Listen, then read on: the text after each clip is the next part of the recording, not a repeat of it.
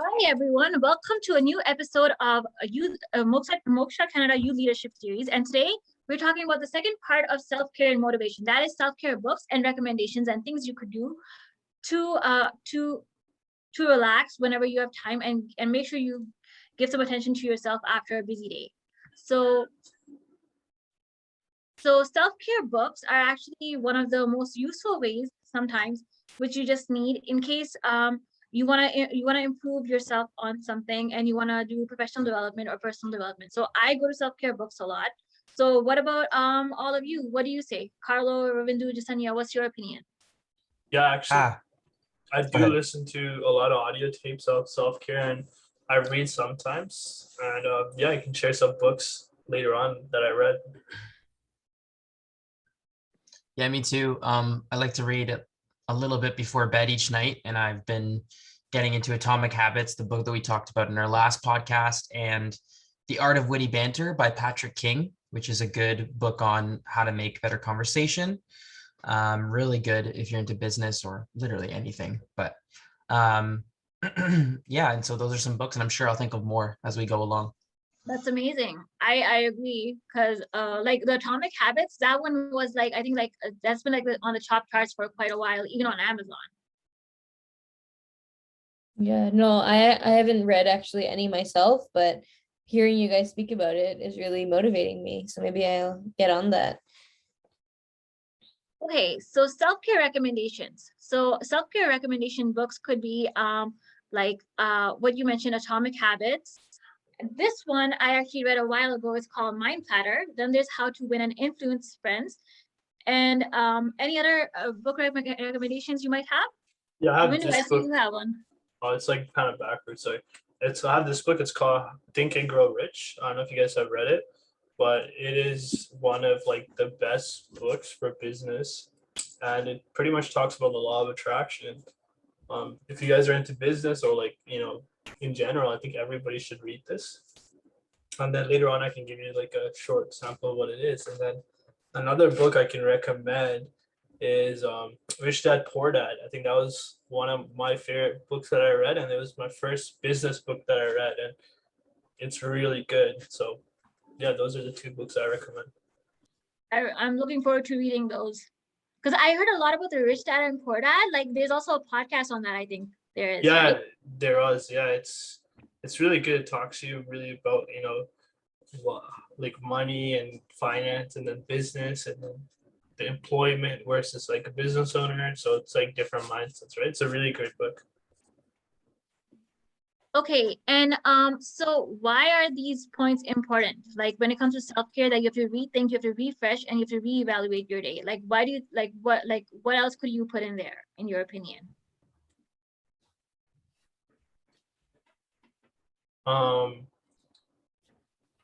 Carlo, what do you think? I'm sorry, Hunyah, can you just repeat the question?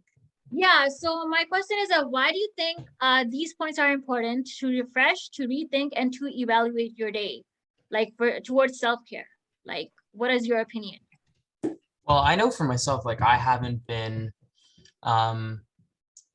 doing my check-ins as recent as as much as I normally do. And what I mean by check-ins is like I have a journal where I do mental health check-ins every once in a while just to kind of see where I'm at.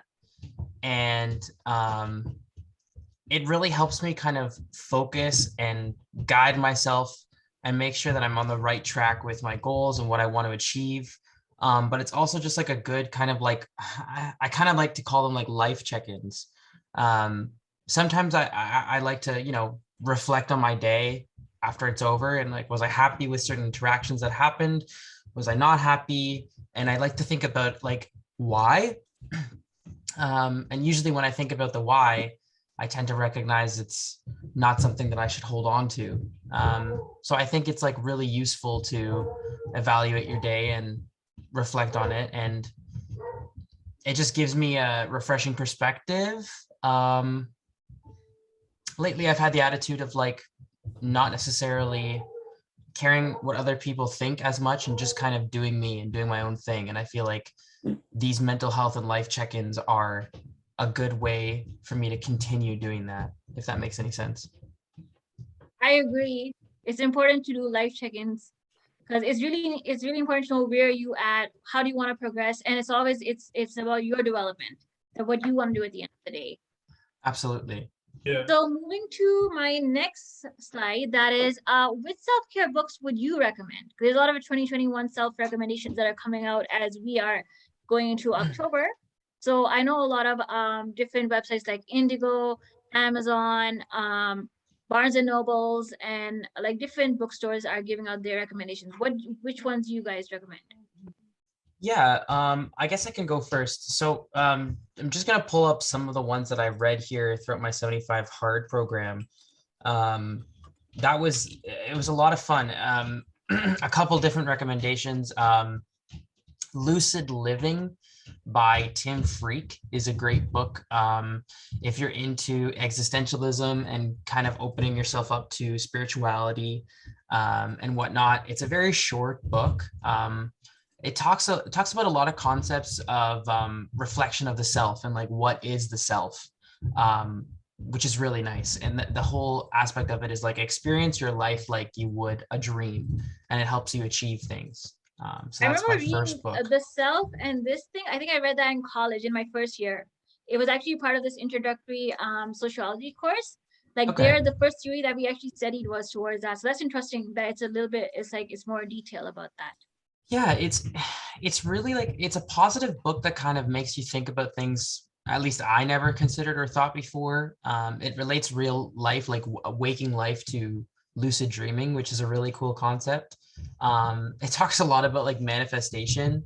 And I've heard that like come up quite a bit on my For You page for like TikTok and like a bunch of my social media things lately. Is like trying to manifest your best life. And I think it's all about like goal setting and just like determining what the best life path for you is, right? But yeah, that's Carlo, really cool. I know you said like manifesting. I think if you're really into that, you should definitely read this book, Think and Grow Rich. Yes, yeah, that's on my list for my next book. Actually, I have to Yeah. get through my first two. But This book is amazing, and especially like in business, it talks about like every time you read it, you see something different, right? Do you guys know what this book's about? Have any of you guys heard about it? I Or think I read this title somewhere, but I was like, I don't know. The billion question that comes into my mind from the title, that Sure. how to grow and think rich. Like, is it about revenues? Is it about like, just self-fulfillment, or like what is it about? So yeah, I'll kind of give you like the basic rundown. The book is written by Napoleon Hill, right? How the story is that Napoleon Hill went to this, very successful business person, and pretty much, like long story short, he said, go out there and see what every successful person in the world is doing, and what are the similarities. So what Napoleon Hill did is he went around, like his whole life, he went around to the most successful people and interviewed them, and he wrote down these rules that every single successful person had in common, right? So it's really crazy how someone can be like he talked about the guy who made Ford, right? Ford company, talked about those guys.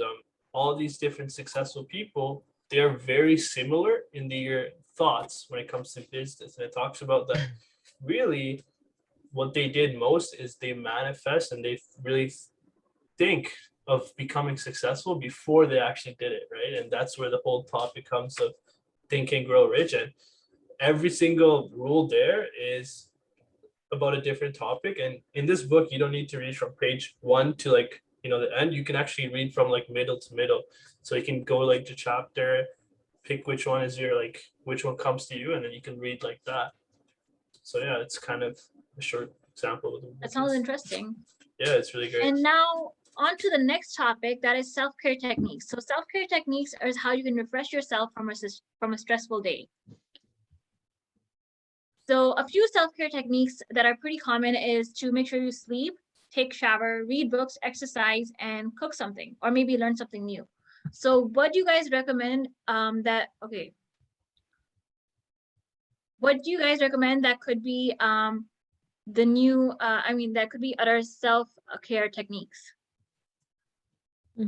I think honestly, a lot of the things that you mentioned is for me. For me, I like to exercise. I feel like I know a lot of people start off their morning with exercising because it's kind of like the beginning of their day. But for me, I like doing it at night. It's kind of like my relaxation thing, what I do at night. I know you're obviously some people wouldn't call it relaxing, but for me, I usually go to the gym at around like 9:30 or even 10, and doing that and just like sweating it all out and kind of it's the last thing of your day is really it's kind of like therapeutic for me.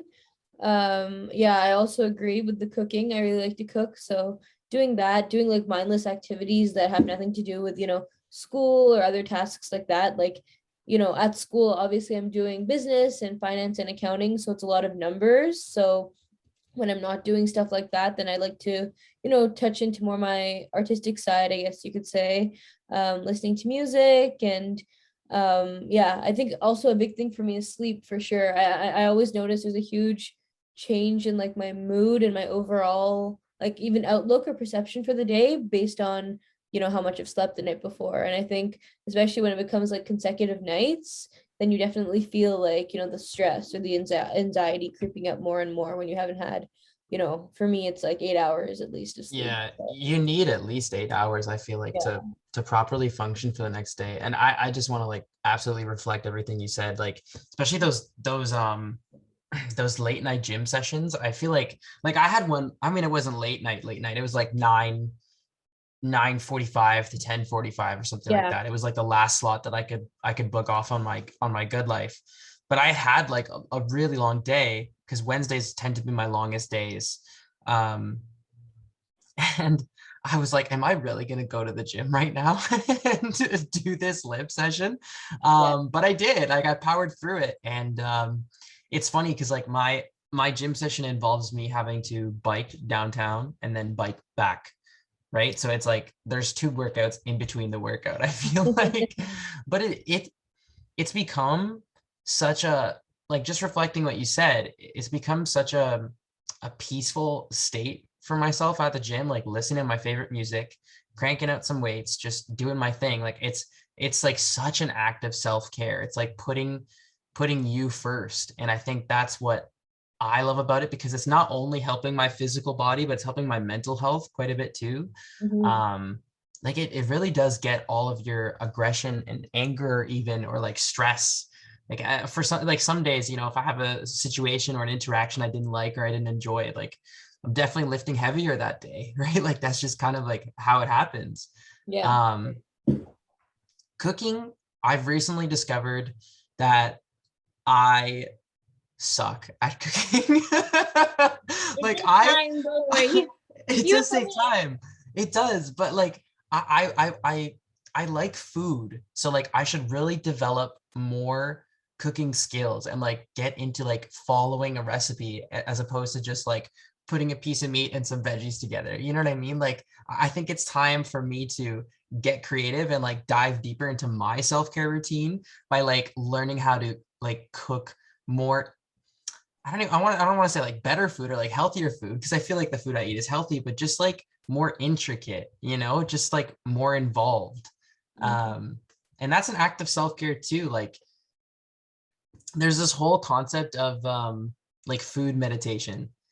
And it's like, how often do we like actually sit down and like eat and like not scroll through our phones or like not like sit and eat to like the TV on or like something like that. Like it's like super useful to like sit down and just like think about what you're eating while you're eating it. And it's like actually kind of a cool experience, because I feel like in our society we're kind of just like go go go go go, and we don't often like take that time to enjoy what we're eating. For me, before we started this podcast, it was a nice big piece of dark chocolate. I was just like, you know what, I want to have some dark chocolate right now, need something sweet. I've got a bit of a sweet tooth. um so I feel like that's a bit of a self-care thing. Sometimes you need to go grab that ice cream, you need to go grab that little like snack that you just like absolutely like. I feel like that's a self-care routine as well. um and if I can just add one more thing I onto my agree. ramble. Yeah. One thing that I discovered lately was And I thought it was the opposite of this, but having fruit right before you go to bed will help spike insulin, which makes you feel way more lean in the morning and help you sleep like a baby. I've recently been doing this, and I used to think like, oh, the natural sugars in fruit would like keep me up. It's Yeah. actually like, it actually has like the complete opposite effect. Like I'm normally having what I would have for breakfast in terms of like, oh, maybe I'll have some Greek yogurt and some blueberries. I'll have a little bit of that and some banana like before bed. And I'm always like out like a light. Combine that with like a nice nighttime tea, and I think you're good to go for your self-care routine for the night. Yeah. I agree. For me, it's like I usually like to cook something, and plus, like I love to actually try new recipes, and I love to create new recipes because that's kind of my thing. And it's like I like sometimes I like to be like out for a while, maybe go for a walk because it's like you need the fresh air too, right? You can't always be like 24 hours on the computer. That's just gonna affect your eyes and your body. Yeah. So it's Same like thing. Nature, just even going for a walk right outside your house, I feel like it's yeah. yeah. Like it's like only once in a while I go out to like maybe like get some coffee or something to drink maybe once in a while. So that's what I like to do. And then other than that, it's like it's like make sure you just like sleep a lot. So what about like any other recommendations you guys have? Yeah. Go ahead. I'm trying to think of some myself. Yeah, usually what I do if I'm like I sleep, right? To like these are all good. Cooking, yeah, it's another thing. It's fun. Actually, I was a line cook way before. I was actually my first job after high school, so I got to learn some cooking stuff there. And then one of the things, if you guys want to learn how to cook, I would recommend like there's this service called HelloFresh, right? Pretty much that you order it and then they send you a box of food with the recipes, right? So that was really interesting. I did that for 2 weeks, right? That's And then cheating though, because it gives you the recipe. hey, All the ingredients. you're still learning how to cut it. Yeah. Right. I love that though. Like my roommate right now, he's doing Good Food, which is like super similar. Yeah. And so he's like, he's been enjoying it, but he feels like he's being babied a little bit. He's like, they literally say like, here's your onions that are already cut up for you. Like, Okay. and it's like, oh, okay, thanks. Maybe I can cut my own onions. You know what I mean? in HelloFresh, they actually don't cut anything up for you. They just send it to you like the ingredients, and then so like onions and everything, and you got to chop it yourself. Right. But the great thing about it is like you kind of learn that skill, and then later on you don't need to actually order it. You can go to the store by yourself because you have the ingredients, right? And then you can kind of go from there. It's like, okay, I learned the basics now. I know how to do it. You have your meals that you can go to that like how to make. Exactly. Thing, right? Exactly. Yeah. Cooking's fun, but I don't like the cleaning part. That's what I hate. Yeah, that happens with me too. It's like especially if you're like baking things like let's say like I forgot, like if you're baking cookies or something like that, like scones, like they're like really hard because half of the kitchen is a mess then at the end. Yeah, totally. What's your go-to favorite thing to cook, Hunyah? Like your favorite meal? Mine would be chicken wings. Like chicken I wings. Love making chicken wings. That's the one thing. Chicken wing, hot dog. Yeah. Like what about you guys? Like Ravindu, Jessenia, what do you two like? And Carlo, like what's your favorite? I would say mine had to be pasta. I know I love pasta, just any type of pasta. That's like my favorite. Italian food for me. Yeah, it's really good. For sure, pasta as well.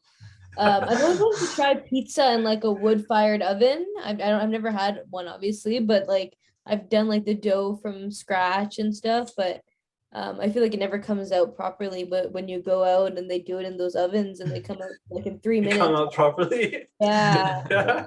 Yeah. There's a new thing actually that where you can actually do it in a much faster way and you still get the same taste. It's like in an air fryer. I recently tried that. Oh, nice. Okay. Right. And air fryer is supposed to be healthier, right? Yeah, it was actually it depends on the air fryer you have, right? So I just put it in there for 10 minutes and it came out and it was like crispy and it was good. It was a frozen pizza, but it was still a good experience. Like definitely air fry the pizza and then nice. Okay. Right. And the air fryer is like, I feel like that's become like a recent fad. Like everybody's into air frying things lately. Is that because it doesn't use like like you're not using any oil in that? Okay. Yeah, we're in a Okay. more healthy generation now. Right. Because I've switched to coconut oil, and I actually prefer the taste with like coconut oil to in most of my foods. I think it tastes really good. But I'll mix in the olive oil every now and then. I think wasn't there? I heard something before. This kind of relates to our topic. Like the food that you eat kind of affects like your like where you are like mentally. Isn't Yeah. that true? You are what you eat kind of thing, right? Yeah, yeah. Yeah. Yeah. It's like if Yeah, you eat a lot of totally. sugar, you're like all energetic. I don't know. Do you guys have any knowledge of that? I'm not too. Well, I I can tell you right now, I'm 99.9% caffeine. So Yeah, I drink a lot of coffee too. sorry, Jess, to cut you off. No worries at all. I was thinking that, you know what, I feel like food in a lot of ways is like self-care, and the fact that you can eat things like fried or things that are, typically unhealthy and stuff.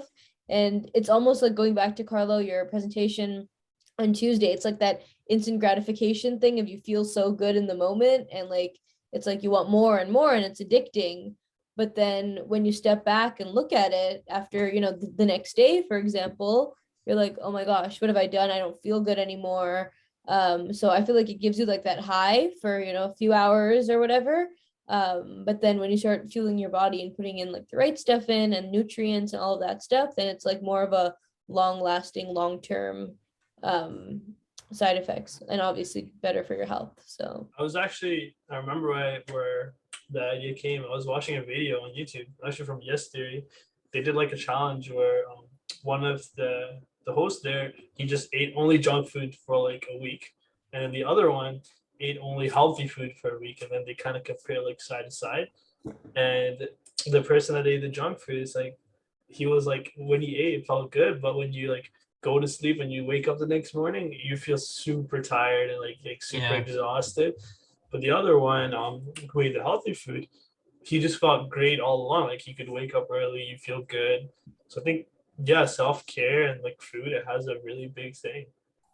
Balanced diet too, right? Like for me lately, like because I went through a phase where I was like vegan for a while, and then I was vegetarian for a while, and then I was pescatarian, which is only fish and like eggs and stuff. And now I just kind of like to have like a really well balanced diet, and like I tend to stick to lower carb stuff for like my fitness goals. But to be quite honest with you, a huge difference I noticed personally in terms of energy and like just overall alertness was me drinking water. Like the amount of water that you drink each day significantly impacts how tired and how energetic you feel. Like 100%. Like on the days that I don't get enough water, I'm feeling sluggish. I'm feeling slow. I feel like I can't lift as heavy. I'm feeling just like drained, right? And the days that I'm properly hydrated, I'm talking like, I mean, I have this like GNC bottle that's about this big, and I go through maybe like 6 of those a day. On days like those, I'm just like super alert, super energetic. And of course, I'm pounding back the black coffee too. So like, I need to balance that out and get rehydrated from getting dehydrated. But Yeah. yeah, I've drink actually your done that in water. high school. Like I remember, like I wouldn't take Coke for almost like 2 years. I didn't. It's like when I was in 8th grade, 11, and 12, and all I took was water. So it's like that really helped me. Like it actually helps you to like to keep your mind hydrated and to keep yourself hydrated. It's a big impact. So I agree with that. Like also like with me, I used to actually eat a lot of fried food a lot. So what I started doing is I started air frying everything I like to eat. Otherwise, like everything I would like deep fry it, like literally. So that's the one thing that I've been actually doing. And on top of that, like I've been trying to cut off my junk food recently because I eat Mhm. that too much, and it's really hard to get into eating like healthy food. So that's like something that I'm working towards. But yeah, like I agree with all of your points that it's hard to get into the habit, and it's hard to like and you have to like challenge yourself to get to the healthy eating. I'm also planning to. There's also a 30-day fitness wellness challenge that I recently came across. So I'm actually planning to take part in that too, for my personal development and in terms of my diet to maybe that maybe I could improve myself from there. What's Yeah. what's the program? I've actually I think it's this author, her name is called Susan Hart. So it's Mhm. like she does these wellness programs. So I thought like that I haven't like I don't know much about it at the moment, but I did register for that. So that's actually what I'm planning to do like sometime later on. Interesting. Susan Hart, you said, right? Yeah, like she also does these ones about on public speaking and all these different things. So I thought, why don't I like, take this challenge and see maybe it's better for my personal development. Okay. Cool. One thing I read, Very cool. I know this too, is taking showers, cold versus hot showers. I Oh know yeah. there's a big difference in taking cold showers. I know I hate cold showers, but there's a big like health factor. I heard it.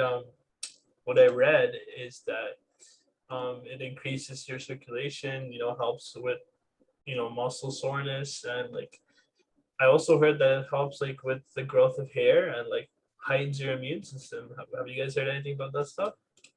I took cold showers during my 75 hard. I took them in the mornings Yeah, because it helps you wake up your muscles. It was super hard, man. I'm not gonna it's lie. hard. It is hard. I hate cold It's showers. not it's not easy. Like there are guys who gloat about taking ice baths and stuff, and I'm trying my best to like work myself up to that level. Every now and then I'll throw in a Yeah, cold shower now that I'm done. But yeah, like there are guys that'll do that. Like I know these professional bodybuilders, they're taking ice baths to like help their muscle soreness and whatnot. And it also is apparently like it helps with fatigue. So if you've yes. like overtrained or if you've done a little bit too much, it's a better way for you to recover. But other than that, I think there's a bunch of real benefits of cold showers. Um, there's a bunch of benefits. Like taking icy showers actually heightens our immune system, making us more resistant to illnesses. A clinical trial in the Netherlands found that cold showers led to a 29% reduction in people calling off sick from work. Oh my God. And another study even connected to cold showers improving cancer survival. I Really? heard that. Yeah, that's so cool. I did not know that actually. I'm Have you just finding guys I've that out have actually you now. guys heard about the Iceman? Like the guy who pretty much can climb Mount Everest in shorts. He was Uh, actually Oh, this is the same guy who can regulate his body temperature like exactly on his exactly. own. Yeah. Yeah, that's the guy. There was actually a test done on him. He's like very in the cold. Like he believes that really being in the cold helps you get to like that next level. They actually did a test on it where they kind of injected him with like a disease pretty much, and without getting any medication, he pretty much just used his own body and brain to kind of fight that. And they kind of like watch how like the temperatures and stuff inside his body change, and he believes like really doing stuff in cold helps you, right? So it's crazy. It's his story is crazy. I should check it out on YouTube. You know what? I think I'm gonna take a cold shower tomorrow morning. Yeah, Like while you were saying that, I'm also just reading through like some of the benefits, and it's like benefits of taking a cold shower include calming itchy skin, waking you up, increased circulation, in reducing muscle soreness post workout, which I need, and then potentially boosting weight loss and glowing. This is what it says on the website: glowing hair and skin. I mean, who doesn't want yeah, glowing hair and skin? I mean, I feel like I'm doing okay so far, but maybe I'll improve that a little bit. yeah, I mean, it's super cool, right? Because like here it's like, okay, when that cold spray hits your body, there's a shock, and the shock increases oxygen intake, heart rate, and alertness. I'm really interested to know how it helps long term as but well. aren't you guys a little bit skeptical about everything too that you guys read? Like, obviously, I know maybe the cool, 100%. yeah, like I don't Yeah. know. I'm sure there are benefits, but a hot shower is a hot shower. I Hot don't shower is a know. hot shower. I Yeah, I don't know know. if it but I really know Yeah. there's proven benefits though, like for actual like medical stuff done, like tests and stuff. So I know it has a bigger benefit, especially for athletes too. If you look at like ice baths and stuff like that, it has a much bigger like recovery rate by like doing if that you're Yeah. stuff. talking about ice baths, a few years ago there was an ALS challenge, and it was pretty much like an ice Yeah. bath, in my opinion. And that's The what ice people bucket actually go to challenge? try. Yeah. Yeah, that. Like I like there's celebrities that were like doing it like crazy and they were trying to promote this. I forgot what was the reason to it. Yeah, it's like for that's cancer. where ice baths were mentioned a lot. And It's for for Yeah. cancer. me, like personally, like I know good like cold showers are good, but I'm so used to taking hot showers that it's very hard for me to transfer into going into cold showers. Like I tried it a few times, but it's like it's very hard because once you're like used to taking like hot showers, like you always feel so relaxed. Yeah.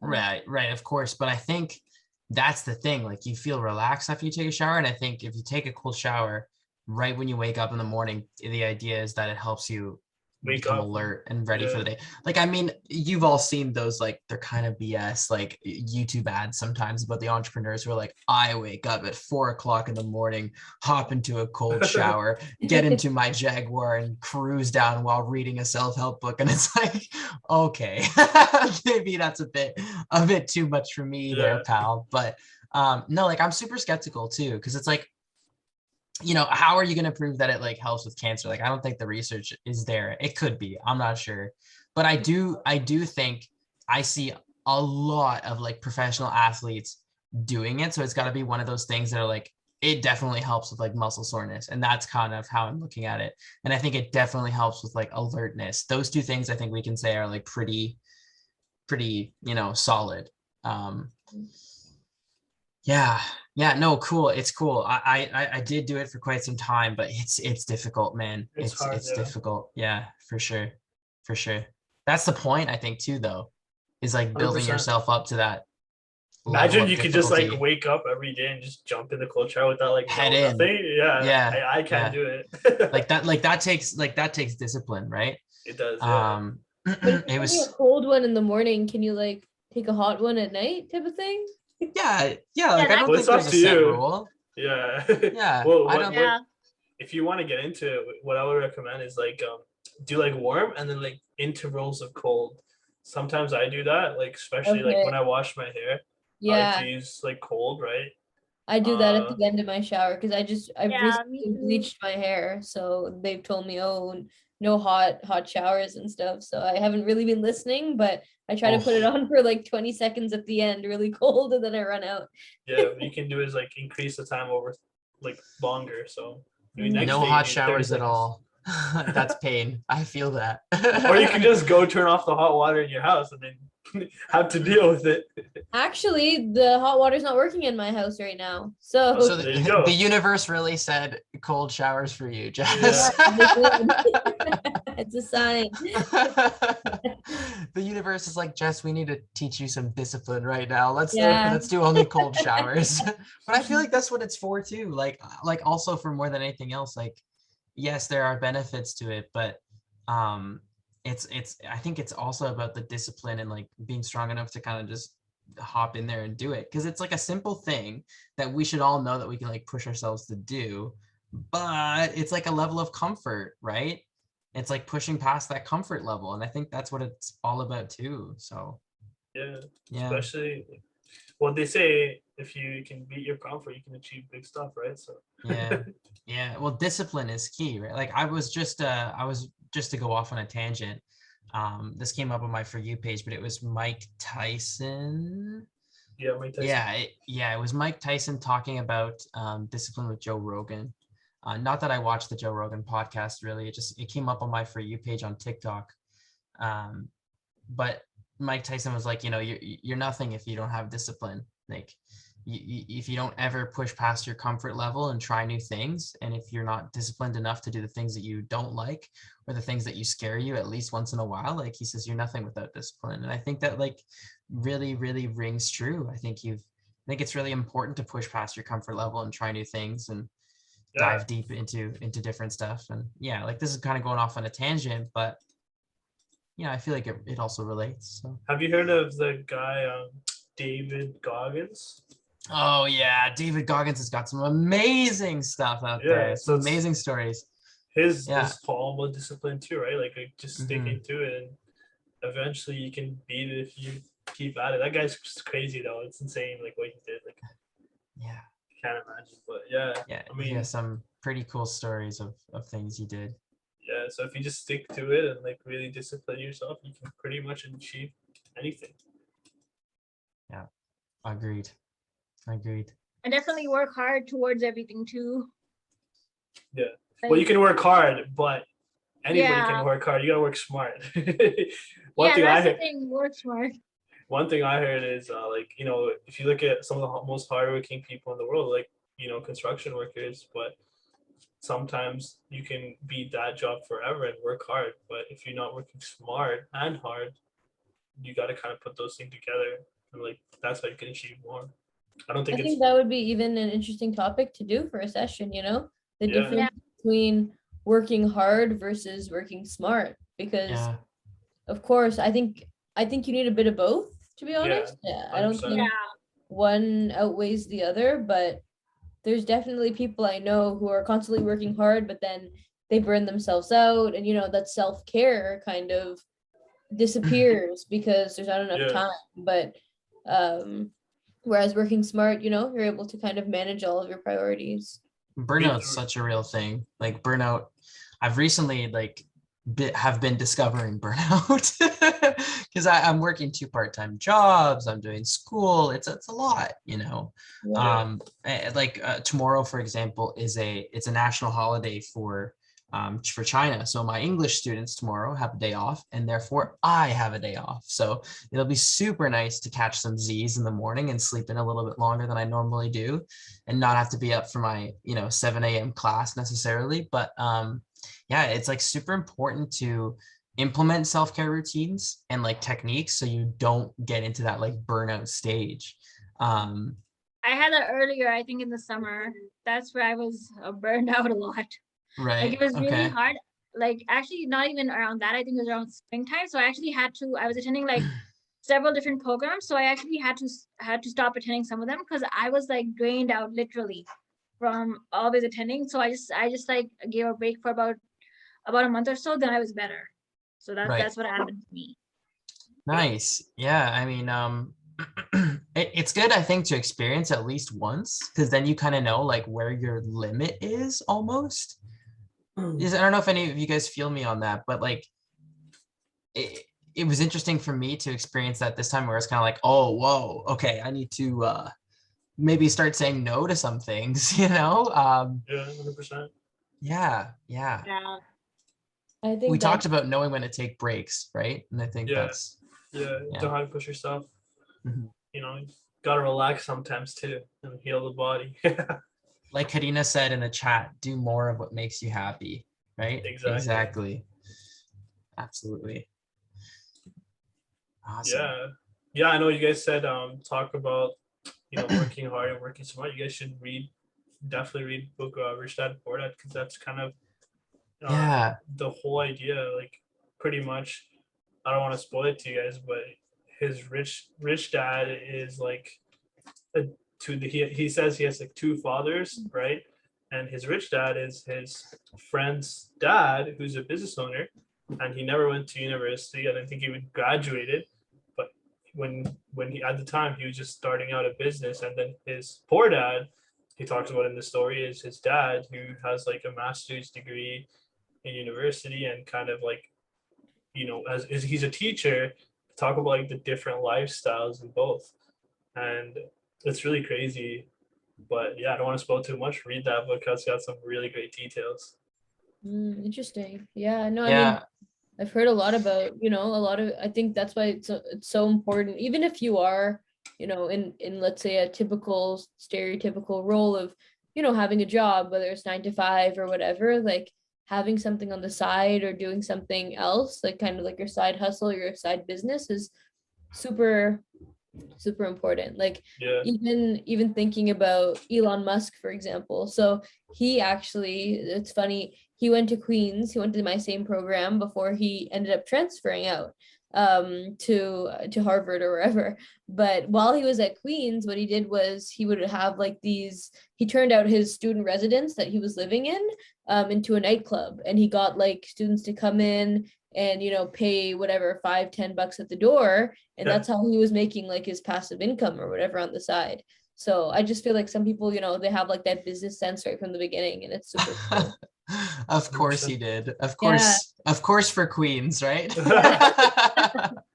I mean, course. I think Queens is known as being one of those one of the party schools in Ontario. So it's funny to hear that like Elon Musk definitely capitalized on that. Well, it's so it maybe he yeah. started it back then. I don't know. Maybe he's the one who started it, Yeah. honestly, like Mm. giving it its name. But it's interesting because like on my bike ride home every day, I didn't have a traditional university experience. Like I went to a community college to get my first degree, and now I'm at Queen's getting my second degree. And it's an interesting dynamic because I never experienced the like student housing kind of thing. And I mean, talking about self-care, I feel like a lot of these people who live in the student housing thing are behind on their self-care, just Self-care, yeah. judging by how the place looks a little bit. Biking through, I see lots of recyclables not taken out, lots of cardboard everywhere. It's an experience Yeah. biking through the streets here sometimes, but I'm not surprised Elon Musk capitalized on that experience at Queen's. For the student body that I've seen and witnessed so far, I think it makes complete sense. He knew his audience and he Yeah. decided to capitalize on that. So Exactly. love it. Love it. Yeah. I agree. And side hustles are a good thing to add because they're always going to be useful for resumes.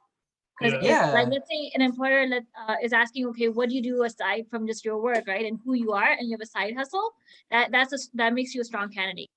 Mhm. Yeah. That helps in terms of self-care too. Like if it's something you're Mhm. passionate about and it's something that you want to work towards, that's great. And it gives you experience in being your own boss a lot of the time too. Like Yeah. for my side hustle for detailing, that's what I love most about it. In the summers, I did it every summer. It was my part-time work. I didn't have to, kind of go out and hunt for a job. I was always busy detailing every summer as a student, and that was great. And I was my own boss. I could say no to a detail if I was too tired doing another thing. I can make my own schedule. It's great, and it gives you great hands-on experience in like managing a little business or a little side hustle. And in a way, it's like taking care of yourself for your financial needs and for needs of growth as a person, like self-growth.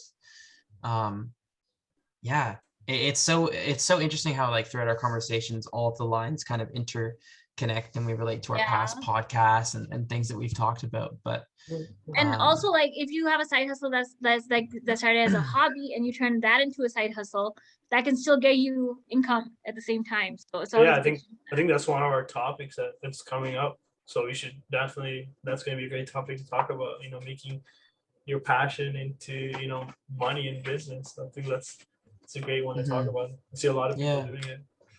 I do have some more book recommendations actually.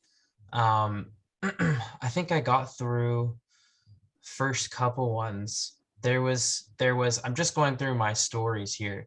Yeah, so first one was Lucid Living by Tim Freak. We talked about that. The next one that I would highly recommend is The Subtle Art of Not Giving a F Word by Mark Manson. Really, really good book. It changed my perspective on a lot of things. It's a counterintuitive approach to living a good life. It's a really good read. Would recommend. I also read Simple Taoism, which is all about it's a book that's based on Taoism, which is like sort of an ancient Asian religion. What is it? It's by Alexander Simpkins, and it's just basically a guide to living life in balance. It's about finding balance in your life, and the cool thing about that is it's not more so like a religion necessarily. It's more like a philosophy, but it's based out of it was a religion. I feel like Buddhism is kind of under the same Actually, same lines, right? But when you said that, because I'm from Sri Lanka, Sri Lanka 70% Buddhist. I'm Catholic, but one of the things that, because I go to the temple sometimes because we have community events there, and I'm really close with the monks. Yeah. And even I would go to them sometimes because they would teach me how to meditate and stuff. Like they're really amazing. One of the things they talk about is like, Buddhism isn't really a religion. It's more of a lifestyle, like the way you live, like, meditate, do the right thing, and they don't really think it's religion, but how you live really. So Yeah, it's interesting you talked about it's that. a philosophy, right? I mean, Yeah. like I dived pretty deep into meditation for a while in my undergrad. I think I got to a point where I was like waking up at 5, 6 a.m. meditating for an hour or so before the sunrise. I was like really, really into it. And yeah, sort of like your background there, Riven. That's, he's got the background on the beach going on. But yeah, I got really into it in my undergrad, and I got really into Buddhism. And it's almost like that philosophy within itself is another form of self-care. I feel like Yeah, it almost like definitely is. the things that it implements in terms of reducing stress, reducing anxiety, just promoting meditation as a whole. Mind you, I could get better at that now. I feel like we each have our own way of meditating. Yeah. Like I feel like just because you're not like sitting down and like with your eyes closed doing like like you don't have to do all that to be like meditating. I feel like Yeah. meditating for me can be like playing the guitar, like I feel like I'm in a meditative state when I'm doing that, or when I'm at the gym, like Jess, like you could probably relate, like when I'm at the gym, like lifting and whatnot, I feel like I'm in a meditative state. I'm doing my thing. I'm not like so focused or like so concentrated on my thoughts, right? And it's about letting go of your thoughts and just kind of seeing them as images passing by, or like things that are passing by, and separating yourself from them. And that concept is something that I learned from Buddhism, which is like super, super cool. Yeah. And also it talks about self-care too. Yeah. I remember reading that.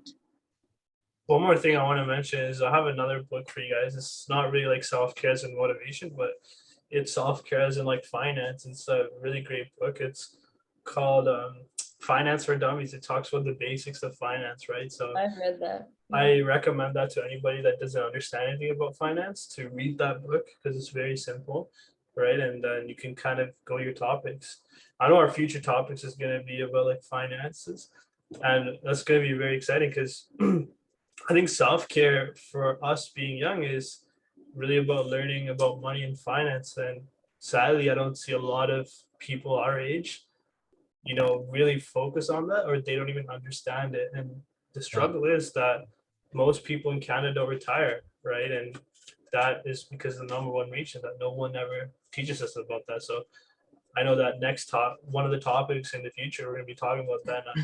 There's going to be some great stuff for everyone to learn. Yeah, I think that'll be a great thing to get into, Ravindo. I agree that there's not enough being like said or talked about that. And I think like as our youth, we can discuss that more and open up a conversation more. Yeah. One of the things I learned is from my knowledge now is you don't even actually need a high paying job. You can retire in 20, 30 years working minimum wage, but if you know where to invest, right? If you know where to save your money. So I'll be sharing with you guys in the future, and maybe you guys can learn something there and apply it to your life. Can't wait. I honestly can't wait to hear that. Really there's another book to just continue with the finance. It's called The Little Book of Common Sense Investing. I don't know if you've read. There's a whole series. They're called The Little Books, and they kind of go through very like beginner level. And I read it in my first year of university, and it was a nice introduction into everything. Because even though I feel like, you learn about these things through school, for example, in my case, it's still not the same as doing it on your own. And I think a lot of like, Ervin, the way you were saying, the practical stuff, right? Like you don't need to necessarily go to a university or go to a school to learn a lot of the stuff. You can pick 100%. Up doing your own research on your own. So yeah, another book is actually Wealthy Barber that you guys can read. It's another famous book about finance and investing, really. But yeah, it's crazy, guys. Like I can share some stories where I have a lot of clients that are like 40, 50 years old, and I sit down with them doing their finances, and it's crazy because some of these individuals, mostly immigrants, they come to Canada because they think it's a great place to retire, and they have no money saved because they think the Canadian government is going to help them out. I'll ask you guys a question. I know we're talking about self-care, but I'll kind of go off topic. Do you guys know what the CPP is? Do you guys know what that is? Maybe not. Are we talking about the Finance. This is called CPP, Canadian Pension Okay. Plan. Have you guys heard of it? Okay, yes. Yeah. So I've heard of that. do you guys Yeah. know what it is? Like, I don't know what it is, but I've heard of that before. So you guys had a job before, and when you get like your T4s, you'd see that you get cut like a certain amount for CPP. That's pretty much for a Canadian pension plan, right? And pretty much it's the government's pension, right? That they take money from. And if you work a full-time job, they take it quite a bit. Do you guys know what the maximum you could get in a month if you were to work from age 18 to 65 and you retired today? What would that be? Take a guess. What do you guys think? How much can you get monthly from the government if you contributed the max? I have no clue. Jessenia, what do you think? I'm not sure. See, most people don't know this. It's really exciting for me to say because it's sad too, but the maximum that you can receive is $1,100 a month, right? And that's if you work from age 18 to 65. Wow. Isn't that crazy? I think that's like almost like bankrupt. Like you can't live off that. And the sad thing is that's why most of the older folks don't retire, right? It's because nobody ever taught them about that. They didn't learn it at a young age. So I think that has something to do with self-care too and learning about this stuff. Yeah, 100%. It's about taking care of yourself in the future, right? Yeah. Like not a lot of people like know about this, know how to talk about it, know how to bring it up.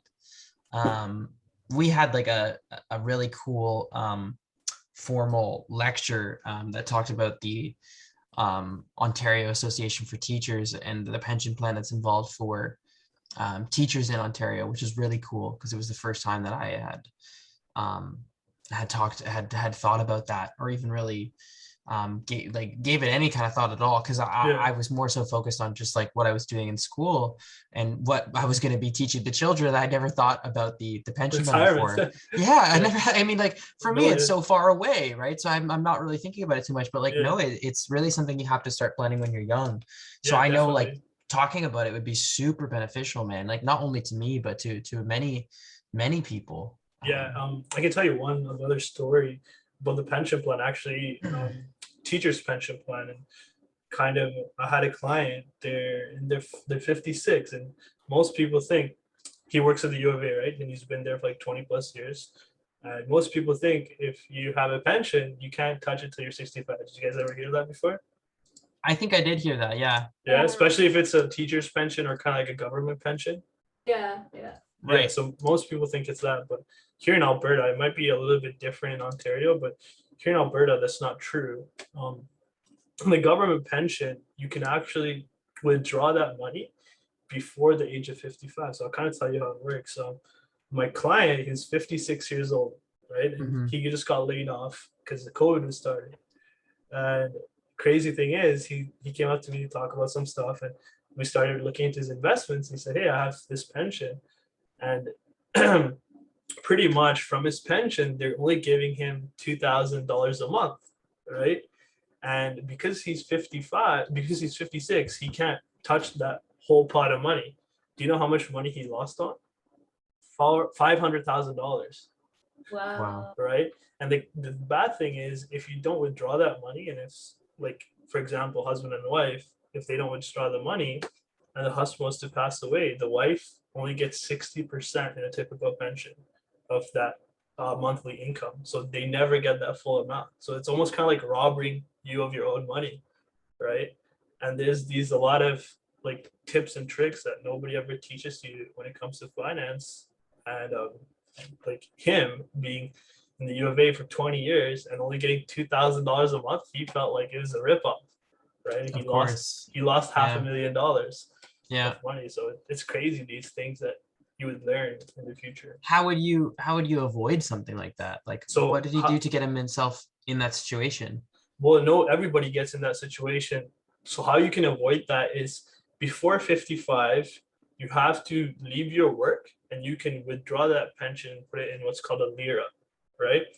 And you can invest that and it's in your own name. So for example, if I had a pension of $1 million and I quit my job and I invested it and I went back to my job, it's okay. That money is mine, right? So it's not with the pension company anymore. So it's not Okay. stuck. The problem is when you turn over 55 and you turn like 56, 57, that $1 million is stuck. They will never give it to you. You Right. only get a monthly income. And if something happens, your wife or your husband only gets a percentage of it, a little bit. Something happens to the both of them, the kids get nothing. But if you move that to your own, you invest it, it's still locked in retirement account. But if something happens to you, your wife and kids can get all of it, and you can kind of do it with your will, right? So that's Okay. the really great benefit about it. Not a lot of people know about it because no one tells you about that stuff, right? Okay. Because That's interesting. I because think it'd how be really interesting to do even a session on like time value of money and like, you know, yeah, the it's fact actually that- what I'm gonna talk about. I just want to Really? talk about Okay, awesome. Yeah. Yeah, like, it doesn't matter how much, but like start as soon as you can, you know? I have this really great sample to talk about. I don't want to spoil it, but pretty much talks about like these two different people investing, and like Yeah. one starts early and then one starts different. And it's kind of like a game. We can do that later on when that topic comes. I'd love to get into that and even just Yeah. talk about some of the markets too at some point. We're gonna do like Yeah, getting into the cryptocurrency stuff because that's like super new and current.